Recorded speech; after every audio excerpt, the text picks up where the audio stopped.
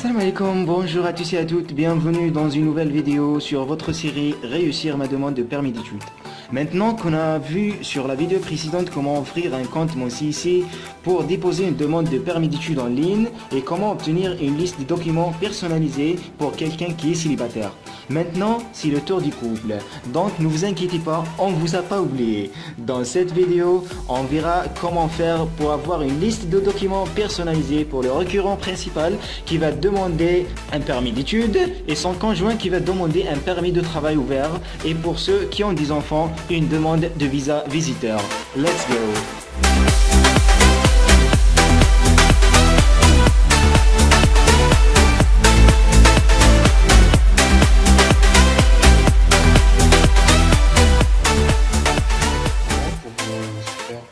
Je vais aller sur le compte que j'ai créé tout à l'heure.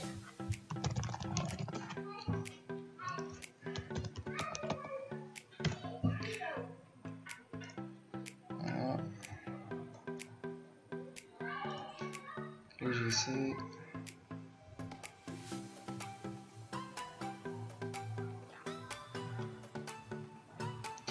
Voilà, je vais me connecter. Toujours, si vous n'avez pas un compte, vous devez vous enregistrer tout d'abord pour avoir un nom d'utilisateur et un mot de passe.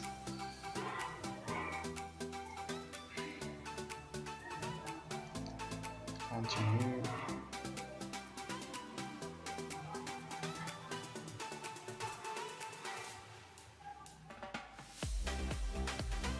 J'espère que ça va marcher. Machallah. Voilà. Ça c'est celle que j'ai créée tout à l'heure. Pour ceux qui sont célibataires, bon, je vais la laisser, il n'y a pas de souci. Je peux la retirer, mais je vais la laisser parce que j'en ai besoin plus tard. Et je vais créer une nouvelle demande pour vous montrer. Déterminer votre admissibilité. D'accord, je ne peux pas le faire, donc je dois supprimer cette demande. Alors, je ne peux pas faire plus de 2 demandes.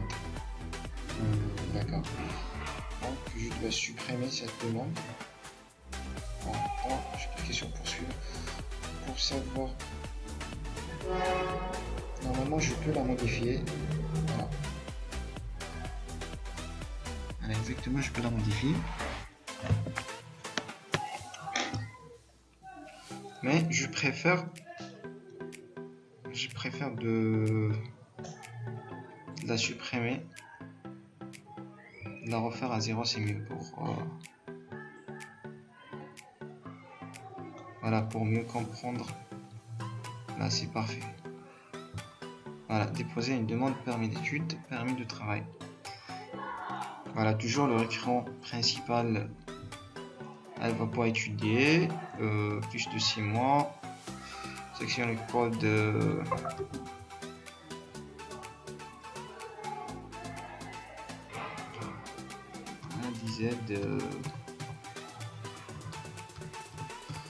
vous sélectionnez le code qui correspond à votre pays de résidence. Si vous avez quelqu'un qui réside au Canada, vous cliquez sur oui. Bon, la date de naissance, il faut confirmer, il faut mettre la même date de naissance, il ne faut pas se tromper, il faut mettre votre date de naissance exacte, sinon vous aurez un problème quand vous téléverserez vos documents après. Avez-vous le statut de résident temporaire? Non, j'ai pas de statut de résident temporaire. Avez-vous été accepté dans un établissement voilà. Je suis accepté dans un établissement d'enseignement désigné. Quel est votre état civil? Voilà, marié. Quelle est votre province de destination? Voilà, vous mettez votre province de destination. Si votre province de destination c'est le Québec, donc vous mettez le Québec. Si vous allez partir à une autre province, donc mentionnez la province de votre destination. Vous pourriez être admissible. Voilà, continuez.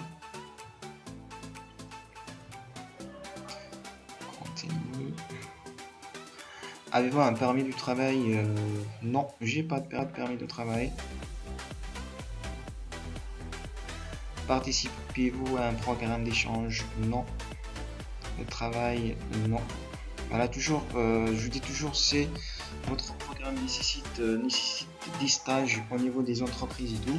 Vous devez avoir un permis de travail, sinon vous ne pourrez pas effectuer vos stages.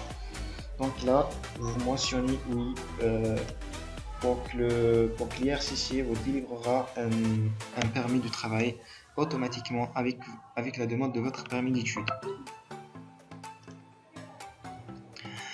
Êtes-vous l'époux, le conjoint d'un travail régulier? Non. Un participant à un programme canadien? Non. Suivant. Accompagnez-vous un membre de votre famille qui a déjà un statut approuvé? Non. Avez-vous déjà commis une infraction? Non.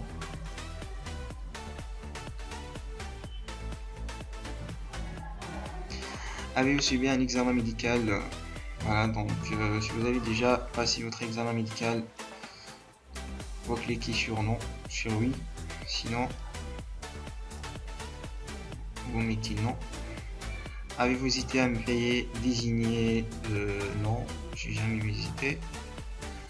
Voulez-vous présenter une demande pour un membre de votre famille? Voilà, c'est là que vous allez ajouter votre conjoint ou vos enfants. Donc, il faut cliquer ici pour lire la notification. Vous pourrez peut-être présenter une demande pour un membre de votre famille qui veut venir au Québec ou prolonger son séjour s'il s'y trouve déjà. Membre de votre famille. Voilà, donc c'est bien de commencer par votre époux. Plus proche parent d'un demandeur dans le contexte d'une demande d'IRCC. Il s'agit de l'époux ou du conjoint du fait, des enfants à charge et de leurs enfants à charge. Voilà, donc oui, je désire présenter une demande pour un membre de ma famille.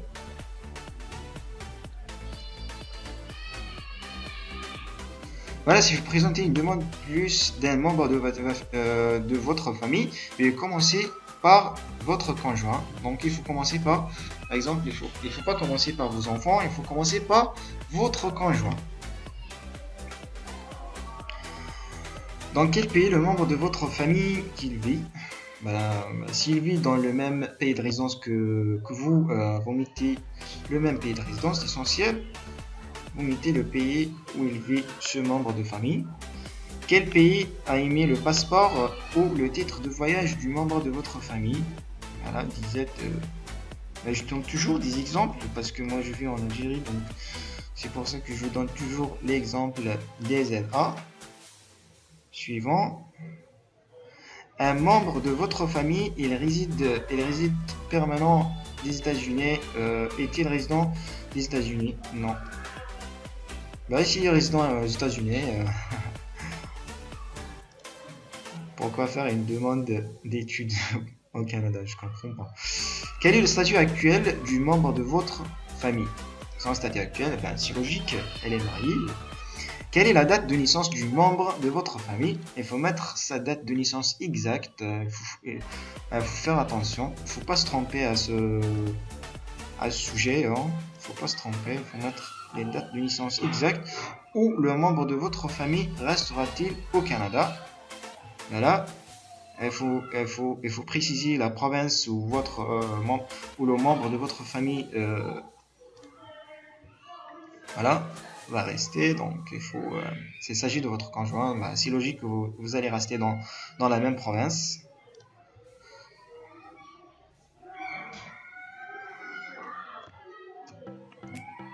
Pourquoi le membre de votre famille visitait le Canada?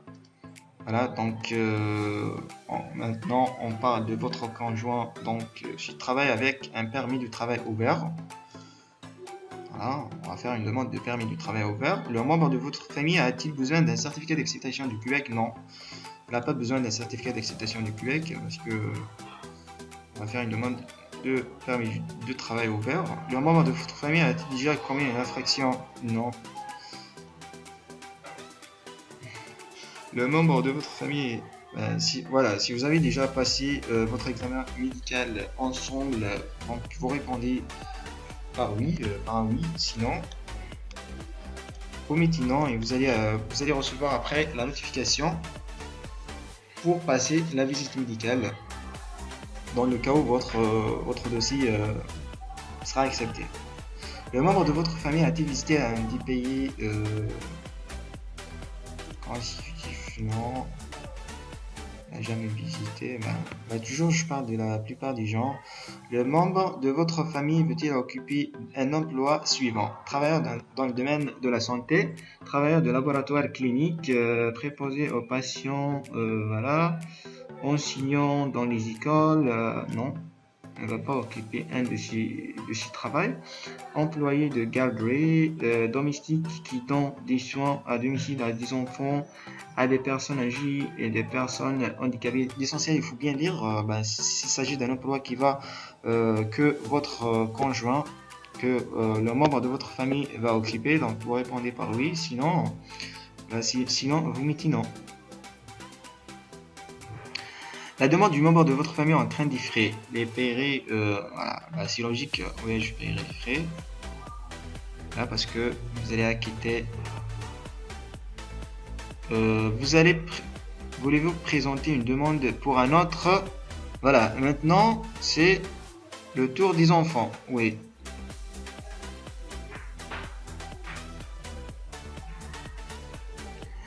Dans quel pays? Alors, il faut mettre toujours le pays de résidence du membre de famille que vous allez ajouter. Quel pays aimer? Toujours DZA. Voilà, DZA toujours. Un membre de votre famille est-il résident permanent? Non.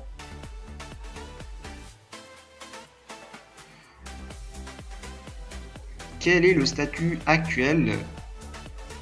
Divorcé, mariage, veuf, conjoint, célibataire.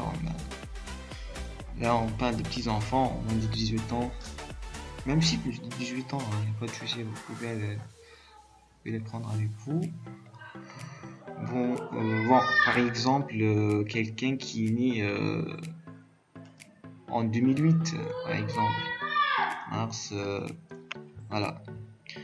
Ou le membre de votre famille restera-t-il au Canada, au Québec, toujours en famille, on va rester dans une seule province. Le membre de votre famille actuellement vivra-t-il au Canada? Non, il ne vit pas au Canada. Pourquoi le membre de votre famille visite-t-il le Canada? Voilà, visite, on fait pas tourisme, mais on fait visite autre. Voilà, parce qu'il va vous accompagner tout au long de votre séjour de formation. Donc il ne faut pas mettre visiteur tourisme, il faut mettre visiteur autre. Voilà. Le membre de votre famille veut-il présenter une demande pour un super visa? Pour un grand-parent, non. Il n'y a que les parents et les grands-parents qui peuvent présenter ce truc là de super visa. Le membre de votre famille a-t-il déjà commis une infraction? Non, c'était un ange quand même, hein. Le membre de votre famille a-t-il subi un examen médical? Non. Donc on a répondu par non. La demande du membre de votre famille, oui, je paierai les frais de la demande.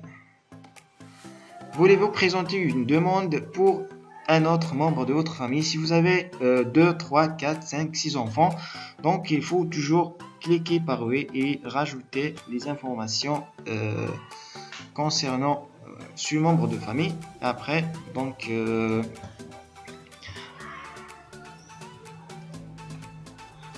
là c'est juste pour vous montrer. Donc non, je dois répondre par non.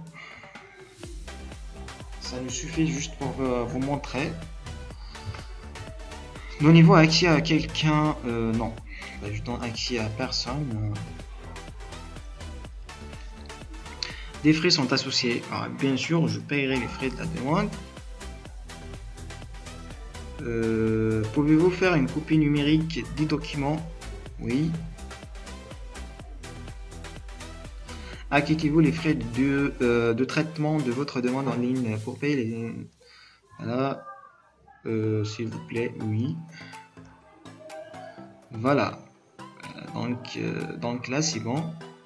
Voilà, vous pouvez à tout moment revérifier les informations que vous avez introduites.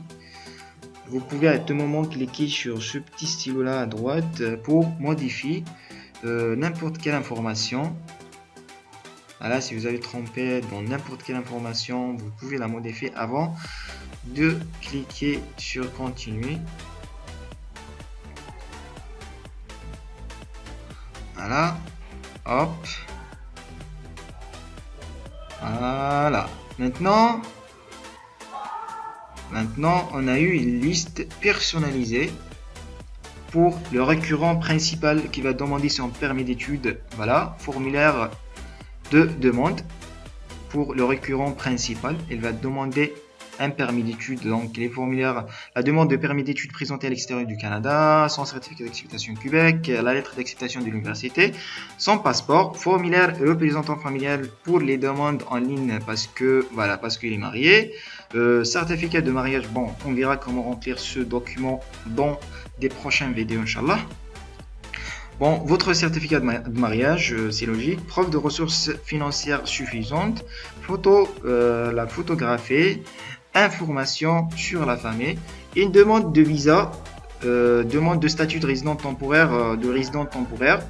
Et des renseignements sur la famille. Là où vous pouvez téléverser votre lettre explicative comme je vous ai expliqué dans la vidéo précédente. Vous pouvez téléverser votre lettre explicative, tout ce qui a une relation, tout ce que vous jugez utile pour la demande de votre permis d'études. Par exemple, une carte grise, des biens immobiliers, vos documents, par exemple, permis d'études. Oh my god, je me trompe. Non, c'est pas permis d'études, mais je parle des diplômes, des relevés de notes, etc. Un test de langue si on a, votre acte de naissance. Voilà. Voilà pour le premier membre de votre famille, membre de la famille 1 sur 10. Voilà. Voilà, c'est votre conjoint qui va demander un permis de travail ouvert, la demande de permis de travail présentée à l'extérieur du Canada, information sur la famille, un passeport requis, le but de voyage. Voilà, donc dans le but de voyage, vous devez présenter une preuve selon laquelle vous venez au Canada pour effectuer un séjour. Exemple de preuve que vous pouvez fournir une copie numérique de votre billet d'avion avec retour en partenance du Canada, de votre itinéraire de voyage, d'une preuve d'un rendez-vous médical. Donc là, vous pouvez mettre une lettre explicative qui va expliquer votre but de voyage. Voilà, vous avez besoin d'une photographie, de la demande de résident temporaire et des renseignements sur le client. Voilà, des renseignements sur le client, une lettre, vous pouvez mettre une lettre explicative, voilà et tout. Et pour votre enfant, vous avez besoin d'une demande de visa de visiteur. Voilà, visa de résident temporaire. Il faut faire attention, c'est pas les mêmes.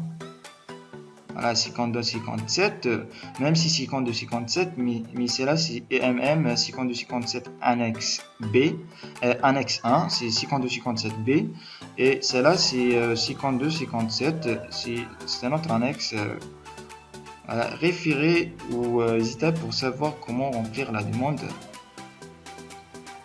Voilà, et celle-là c'est l'annexe annexe 1, voilà. Il faut faire attention, c'est pas le même document. L'essentiel, je vous conseille de télécharger vos documents à partir d'ici directement et les remplir sur place. Faut pas les télécharger sur la trousse du document si vous désirez faire votre demande en ligne. Voilà, donc vous avez besoin d'un passeport de votre bébé, de votre enfant, sa photo, plutôt sa photo photographiée, son passeport et une lettre d'appui. C'est quoi cette lettre d'appui? Les enfants d'âge mineur ayant moins de 17 ans qui viennent faire des études au Canada et qui ne sont pas accompagnés d'un parent ou d'un tuteur légal doivent être placés sur la garde d'un adulte responsable résident au Canada. Cette personne porte le nom de gardien ou de gardienne. Les gardiens au Canada peuvent être des citoyens canadiens, des résidents temporaires ou des résidents permanents et ils doivent être âgés de moins de 19 ans. Bon, je crois que je me suis trompé au niveau d'une question. Voilà, quand j'ai répondu au questionnaire précédent, parce que normalement il n'y aura pas cette lettre d'appui pour votre enfant parce qu'il va vous accompagner. Cette lettre d'appui, on doit la fournir dans le cas où, par exemple, on envoie notre enfant étudier au Canada, il ne va pas nous accompagner. Donc, elle va rester chez un gardien, chez quelqu'un qui va garantir sa garde au Canada et tout. Voilà, donc on doit juste revenir sur le questionnaire précédent. Voilà, donc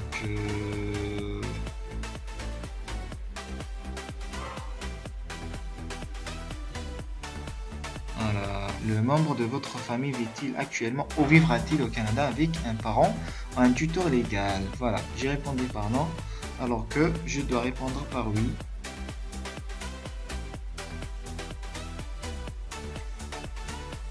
Normalement, voilà. Je dois répondre par oui à cette question. Voyagez-vous avec un parent qui n'a pas la garde légale? Non, parce qu'il va voyager avec ses parents. Donc, voilà, et je vais trouver que ma liste personnalisée des documents a changé. Voilà, et je ne trouve plus cette lettre d'appui.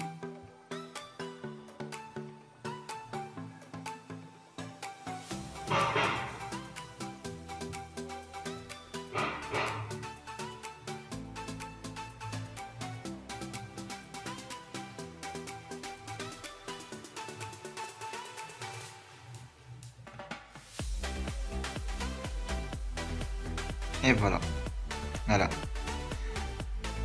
Voilà, elle est disparue, cette lettre d'appui, donc voilà, je n'ai pas besoin de la fournir.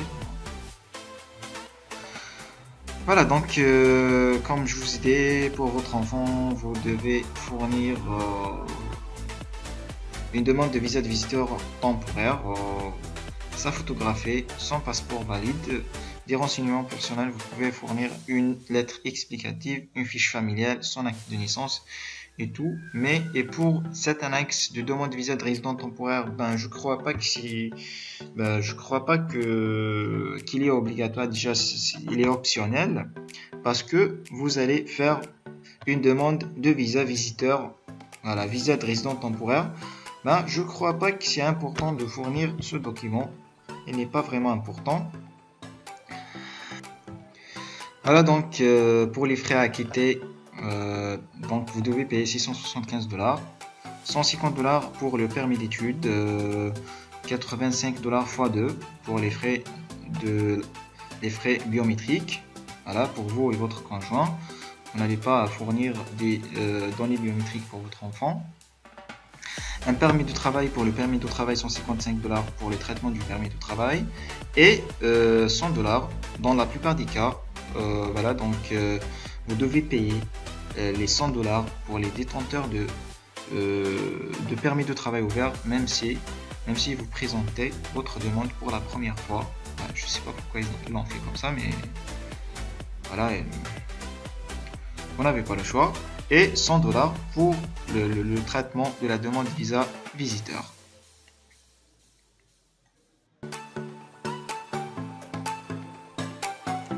Voilà, on est arrivé à la fin de cet épisode. Je vous verrai dans la prochaine épisode où je vais vous montrer comment remplir tous ces documents, tous ces formulaires en détail du détail. À très bientôt.